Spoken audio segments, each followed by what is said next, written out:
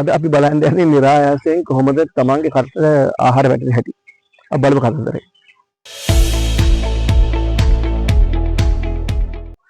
මේ සයිටින් එක මේ අපි බලාපොරොත්තු සයිටින් එක නෙමෙයි. අපි ඇත්තටම බලාපොරොත්තු වෙන්නේ මෙතන අපි එන්න විනාඩි 90කට විතර කලින් තරුණ ගැහැණු සතෙක් මුවෙක් දඩයම් කරලා පාරේ එක පැත්තක ඉඳන් අනිත් පැත්තට ඇදගෙන ගිහලා තියෙනවා.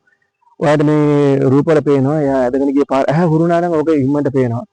නිකන් පොඩි පාරක් වගේ හැදලා තියෙනවා. ඒතර පොඩි ටිකක් බැරට ගතියක් තියෙනවා. ඒ කියන්නේ සැලකිය යුතු ප්‍රමාණයෙන් විශාල මුවෙක් වෙන්න ඕනේ මේ ගැහන් සතා ඇදන් ගිහලා තියෙන්නේ. මොකද එයාට ආයාසයක් දරන්න වෙලා තියෙනවා. එයාගේ අටිසලකුණ අපේ පේන මේ හරිය පාරෙන් අර පාරේ පේන්නේ. මොකද අපේ වාහනේ තියෙන ඒ පාර උඩ අනිත් පැත්තේ පාරේ පේනවා මේ තුඹහක් උඩින් ඇදගෙන ගිහලා තියෙනවා කැලේ ඇතුළට.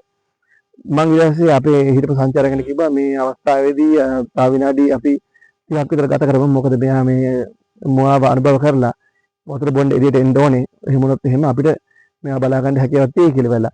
විනාඩි 20ක් විතරදී අපිට පිටිපස්සෙන් මේ සෑහෙන සද්දයක් ඇහුණා. බලපුවාම අනික් වාහන ඒ පැත්තට යනවා. බලපුවාම මේ බල ප්‍රදේශයට ඉන්න ලොකුම පිරිමි කොටිය පාර දිගේ එනවා. ඒතකොට අපි එතෙන්ට ගියා මහා ලොකු සයිඩ් එකක් නෙමෙයි තප්පර 15 කට සයිඩ් එකක් පාර දිගේ ඇවිල්ලා මූණට බැවිලා කැලේ ඇතුළට ගියා. හැමෝම හිතුවේ දැන් මේ පොඩි කැලෑ කැටෙන් එහා පැත්තේ තියෙනවා තරකොළ පිටිනියක් වගේ. ඒ පැත්තට යයි කියලා සමහරව හිතුවේ. සමහරව හිතුවා පාරට සමාන්තරව ගමන් කරයි කියලා. අපි හිතුවා ඇත්තම පාරට සමාන්තරව ගමන් කරයි කියලා. මේ විදිහට පාරට සමාන්තරව ගමන් කරනවා නම් මෙයාට අනිවාර්යෙන් අර මුවා මරණ ඇදන් ආපු පාරේ ඉව දැනෙන්න ඕනේ. මොකද ඒ ගැහන් සතා බොහෝ දුරට මුවව දඩයම් කරන්න ඇද්දී අර තනකොළ පිටිනේ කොනක හරි එක. ඊට පස්සේ අනික් වාහන එක එක තැන්වල තමන්ගේ වාහන නවත්තගත්තා. ඊට පස්සේ අපි නවත්තන තැන දැන් හිතා ගන්න ඕනේ කොහෙද නවත්තන්නේ කියලා. එතකොට මම හිතපු දෙයක් තමයි අර මුව ඇදගෙන ආපු තැනින් ඒ ආසන්නයේ නැවතුණා හොඳයි කියලා. ඊට පස්සේ අපි නවත්තගෙන කොහොම හරි තරත් විනාඩි 20ක් විතර ඉන්නකොට හිතුවා වගේම අපි දැක්කා මෙයා කැලේ ඇතුලෙන් පාරට සමාන්තරව ගමන් කරනවා.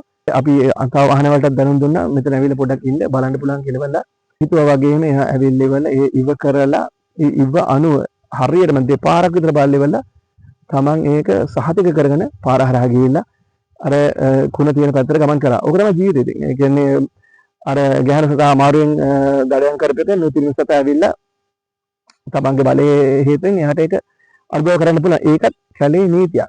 තමන්ගේ ප්‍රදේශයේ ජීවත් වෙනවා නම් තමන්ගේ ප්‍රදේශය දඩයම් කරනවා නම් තමන්ට ඒකේ කොටහක් අයිති වෙනවා. ඒ කියන්නේ තමන් කලසා දෙන ආරක්ෂාව හින්දා තමයි එයාලට එහෙම දඩයම් කරන්න හැකියාව තියෙන්නේ.